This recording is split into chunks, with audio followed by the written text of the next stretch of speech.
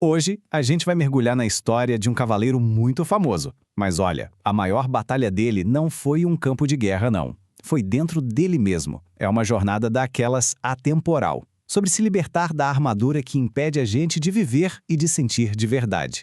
E essa ideia que vem do personagem mais sábio da história, o bobo da corte, é o coração dessa fábula. A armadura do cavaleiro é, na verdade, uma metáfora poderosa para as barreiras que a gente constrói, sabe? O orgulho, o medo, a necessidade de ser aceito. No fundo, é uma história que fala sobre cada um de nós. Então vamos lá, vamos entender o cenário. A gente conhece esse cavaleiro no auge da fama.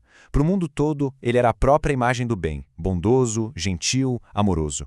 Um verdadeiro herói, mas, por trás daquela viseira, a realidade era bem diferente. E aí é que está o paradoxo. Existia um abismo enorme entre o herói que todo mundo aplaudia e a vida privada que ele simplesmente ignorava. Para o filho dele, o Christopher, o pai não era uma pessoa, era um retrato de uma armadura brilhante em cima da lareira. Ele estava tão focado em parecer um bom homem que esqueceu de ser um. E o que antes era um símbolo de força, de proteção, virou a causa do isolamento total dele. Ele se apaixonou tanto pela imagem que a armadura criava que, simplesmente parou de tirar. Com o tempo, ele já mal sentia o calor de um abraço ou o gosto da comida. E aí, a crise chega de vez. A esposa dele, Julieta, já cansada de conversar com um capacete de metal, dá um ultimato. E essa é a faísca que força ele a encarar uma verdade que não dava mais para ignorar. A armadura estava sufocando ele. Agora, imagina o pânico, aquela percepção aterrorizante de que ele não conseguia mais se libertar. A armadura não era mais uma roupa, era parte dele. Nem o ferreiro mais forte do reino conseguiu fazer um mísero arranhão.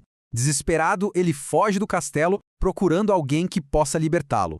Essa busca por uma cura acaba levando ele para bem longe dos campos de batalha que ele conhecia tão bem. Ele é guiado por um caminho completamente novo, uma jornada para dentro de si, em direção à floresta do sábio mago Merlin. E a jornada já começa com uma lição de humildade, né? O grande cavaleiro, mestre da guerra, mal consegue sobreviver sozinho na floresta. Exausto, ele finalmente encontra Merlin, que apresenta para ele a escolha fundamental: voltar pelo mesmo caminho que o aprisionou ou encarar a subida difícil e desconhecida do caminho da verdade. Merlin então revela o mapa da jornada. O caminho para se conhecer e se libertar passa por 3 grandes testes, cada um deles em um castelo que ele precisa atravessar para chegar no topo da montanha. E é aqui que começa a verdadeira batalha. Uma batalha não com espadas e exércitos, mas com coragem contra os próprios demônios internos que o mantinham preso naquele aço todo. O primeiro teste é talvez o mais assustador para alguém que vive de aparências: o silêncio. No começo, o vazio é ensurdecedor, mas ele insiste. Ele se permite ficar ali, quieto, apenas existindo. É aí que ele começa a ouvir uma vozinha fraca, lá no fundo, a sua voz interior, o seu verdadeiro eu, que ele até apelida de Sam. Já no Castelo do Conhecimento, o cavaleiro é forçado a encarar uma pergunta bem direta: será que ele confundiu necessidade com amor? E essa é uma revelação dolorosa. Ele percebe que aquela busca desesperada por amor e admiração da família vinha de um vazio que ele tinha por dentro, da falta de amor por si mesmo. E esse é o ponto da virada. Em um espelho, ele não vê o reflexo da armadura toda enferrujada, mas um vislumbre de quem ele é de verdade. E o que ele vê o deixa chocado. Uma pessoa radiante, cheia de compaixão e amor. Ele vê o potencial de quem ele sempre foi, mas que estava escondido debaixo do metal. É a primeira vez que ele se enxerga sem o filtro do ego. O terceiro castelo, o da vontade e ousadia, guarda o adversário mais temível de todos: um dragão gigante que cospe fogo. Só que a lição aqui é muito profunda. O dragão é, na verdade, uma criação dos medos e das dúvidas dele mesmo. E o fascinante é como ele vence. Não é com a espada, é com a verdade. Cada passo que ele dá na direção do monstro, armado só com a certeza de que medo e dúvida são ilusões, faz o dragão diminuir de tamanho. Ele aprende que o poder do dragão vinha da própria crença que ele depositava nele. Depois de passar pelas provações dos castelos, ele finalmente chega ao topo da montanha. Mas lá, o teste final, e o mais aterrorizante, o espera. Não tem mais inimigos para lutar, só uma última barreira. A última aprovação é um enigma escrito numa rocha. Para alcançar a verdade, ele precisa soltar tudo aquilo que ele acredita ser. As memórias, as crenças, os julgamentos. Ele precisa se soltar da própria rocha em que ele está se segurando para sobreviver e confiar no abismo.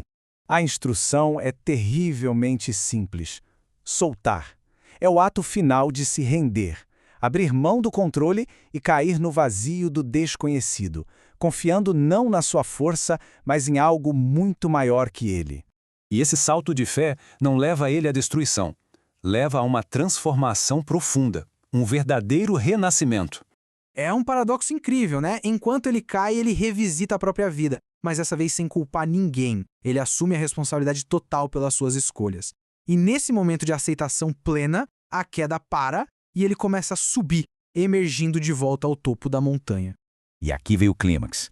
No topo, tomado por uma gratidão imensa pelo universo, pela vida, por si mesmo, ele chora. E são essas lágrimas, quentes e genuínas, nascidas do coração, que finalmente derretem os últimos pedaços da armadura. No fim das contas, a jornada toda pode ser resumida nesse contraste. É uma passagem da prisão do ego, construída com medo e necessidade de se sentir separado, para a liberdade do eu verdadeiro que se manifesta como amor, conexão e aceitação. Livre da armadura, ele não precisa mais provar o valor dele para o mundo. Ele simplesmente é. A sua luz interior, agora sem barreiras, brilha com uma força que nenhuma armadura polida jamais conseguiria refletir. E assim, a jornada dele se encerra, mas a reflexão continua. A fábula do cavaleiro é atemporal porque ela deixa ecoando uma questão universal, uma pergunta que não é só para ele, mas para a própria condição humana. Afinal, que armaduras a gente está pronto para remover?